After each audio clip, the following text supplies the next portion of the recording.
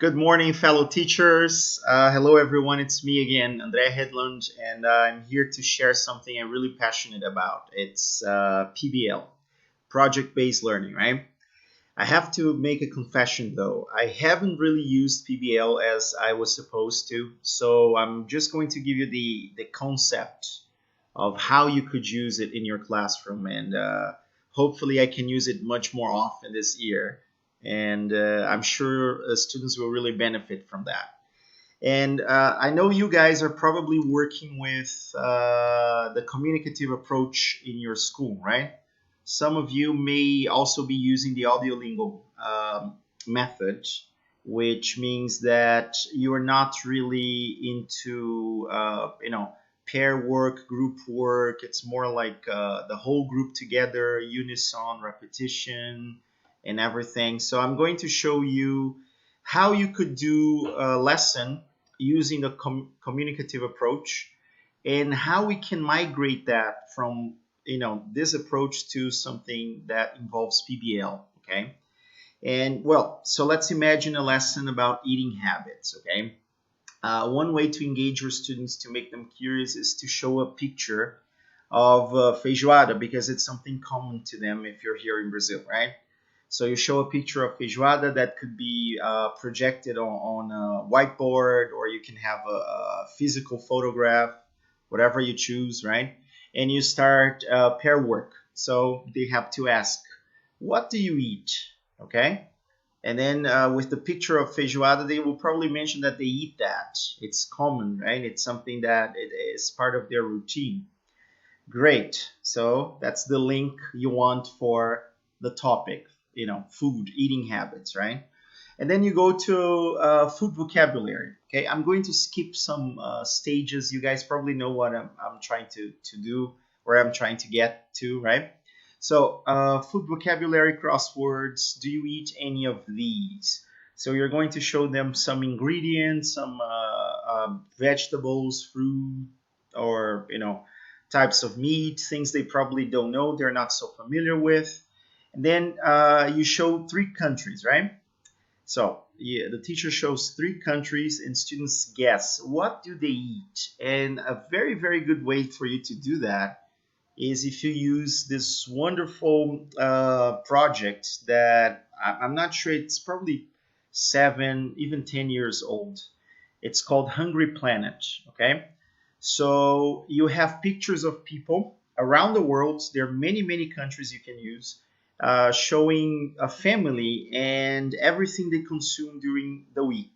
Okay, so as you can see there, you have 2 pictures. You have the United States on the right, and you have a family of 4 people, 2 pizzas, a lot of industrialized food, and you have chips, potato chips, everything you can imagine there. Coke, a lot of soda. And then you have on the left Ecuador. And you have a lot of fruit, a lot of vegetables. The family is bigger, but still they consume much less, right? When compared to the American family. And students try to guess what they eat. Before you show them the picture, you just write the names of those countries, Ecuador and the United States. They're going to try to use the vocabulary they just learned, some of the ingredients, and then you show them the pictures, and then they describe the pictures. Okay, and that's a very interesting part of the lesson, because there's a lot of communication going on, right? They have to describe the picture. You can use this lesson plan for a basic level, pre-intermediate level, A1 or A2. And finally, they have to come to the production stage, right? So they can produce a poster with healthy food choices. But while they're doing that, they have to communicate. So you can do this in groups. They're going to select some types of food you should eat, some types of food you should avoid. And, always having a conversation with their peers, trying to use the vocabulary, right? So this is, a pretty basic way to use the communicative approach, right? And I think it works well. I think it's very engaging. I think students like that. But you know what? Imagine if you could use PBL instead. So instead of doing everything I did, and you could also keep whatever I did before. You're going to find a project online, and a wonderful tool to help you find this project is Iron. And I'm going to post more things about Iron, throughout the whole year. And there is a project already. It's called Staying Healthy. It was proposed by teacher Alima Nassim from Pakistan. And the description of the project says a project that enables students to develop a healthy lifestyle by adapting good eating habits and exercise to help keep their mind and body performing at their best. So it has everything to do with healthy eating, right? Perfect. So you find this project, you register your students online on iEarn's platform, and then they get to know what people are eating around the world. So there's I'd say a bigger impact there, right? More relevance to them because they're talking to real people, right? Also, you have a lot of pictures of those students. So those are Alima Nassim students in Pakistan preparing healthy snacks. And I can tell you that students would be very curious to find out what people are eating in Pakistan, especially if they are the same age, like 12, 13, 14 years old, okay? And your students can also upload their pictures eating healthy stuff, right? And then here in Goiânia, we have a group that does capoeira. So one of my friends there, Valdeir, he's one of the leaders of this group, and they perform here. They advertise capoeira. They talk about the importance of physical activities and everything. So why not integrate them? And this is, remember, I'm just going to give you the concept idea of how to use PBL.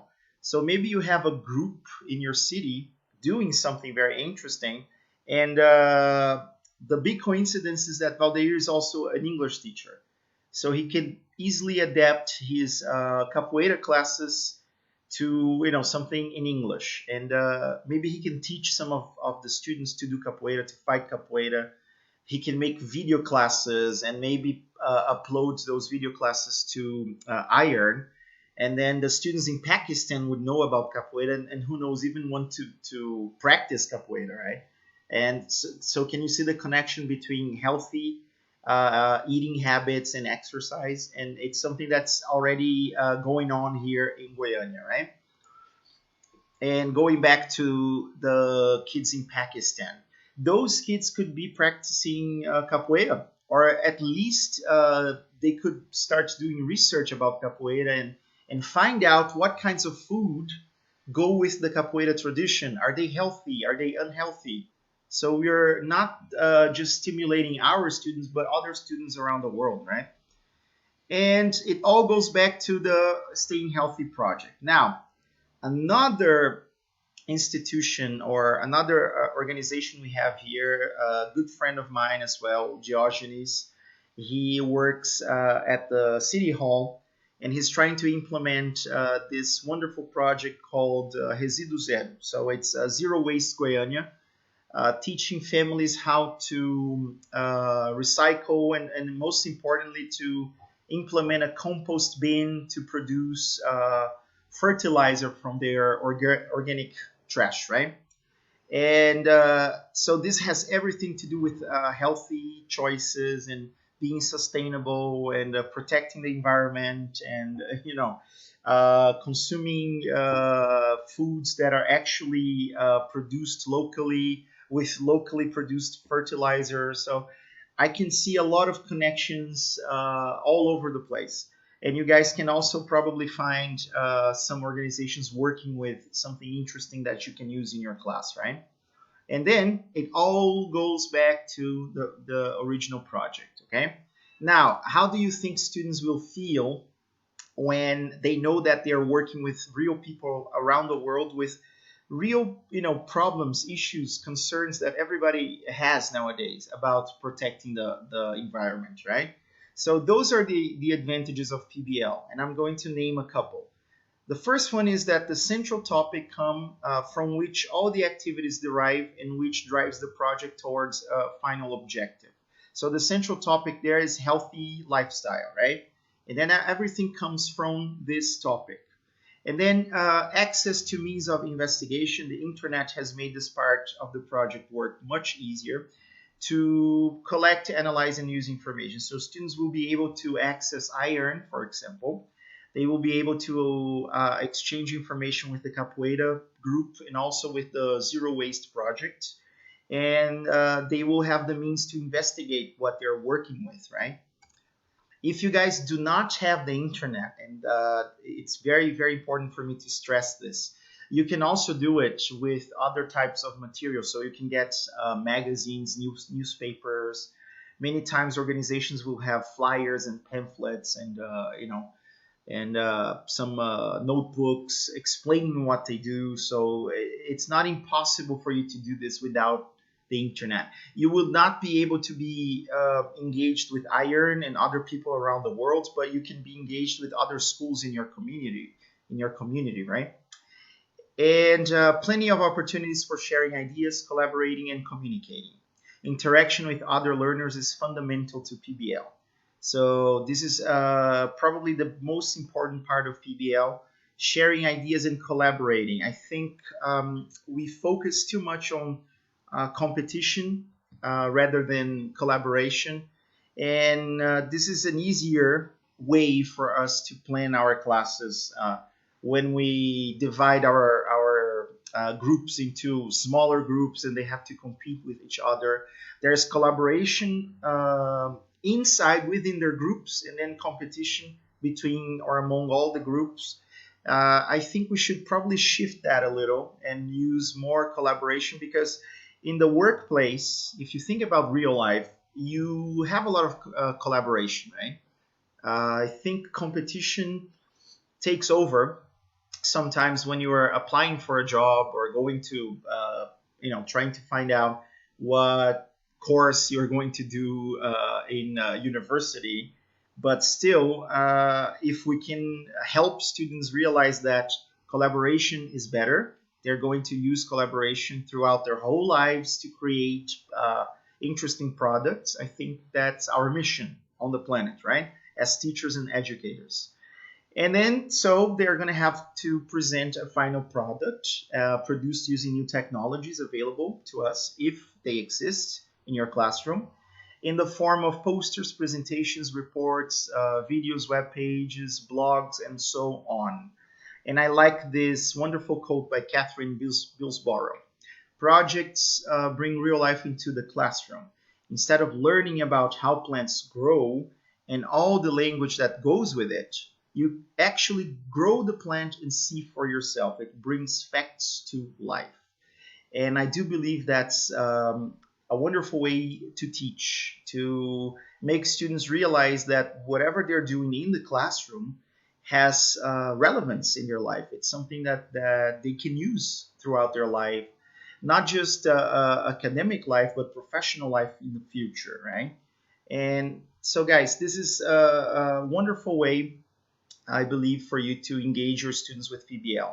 If you have the means, register them on iron. So here are two beautiful, beautiful projects that have been going on for a couple of years now. One is talking kites around the world. So students go out, they fly kites with messages for peace and mutual understanding, tolerance. It's in English normally, and it's a wonderful thing for you to see that people are actually striving. They're trying to get people to understand that we are, humans. We're human beings, and we want to work and live together in peace, right? And the teddy bear project, this is interesting because I had no idea this project existed before I knew about iron, and then I kind of created my own teddy bear project with Mr. Trunk. And I'm going to tell you something. Mr. Trunk has become tremendously famous with my groups, and he's traveled to 5 countries already. The original idea was for us to have a mascot in the classroom that students could take home and take pictures. so that they could bring the pictures into the classroom, and then we could use whatever photo they had taken for us to, to describe what he was doing. And so we could basically use Mr. Trunk for everything. He used to do that, or he was doing that, present continuous, past continuous, sorry, used to. Also, we could describe the landscape, anything. And it kind of it became something much bigger, completely out of proportion. I got to tell you. And this is a project-based learning thing, right? We have something in common. All the classes, they have Mr. Trunk. They take Mr. Trunk home. They travel with Mr. Trunk. We use Mr. Trunk in different contexts. And I think that's extremely stimulating for your students. So my tip today is try to implement project-based learning in your classroom. And I'm pretty sure you will benefit from that. Your students will benefit from that. And I think this is a wonderful way for you to use real people, real places around the world to show your students that whatever they're learning in classroom has ramifications, So that's it. I hope you guys like this video, and I hope you can start using PBL in your classroom. And the concept that I gave you today is just a concept, right? You can change the way you want. And I think that if you guys try something interesting and it really works, I would love to hear from you. And I hope you guys can share with me, okay? That's it. Thank you, guys.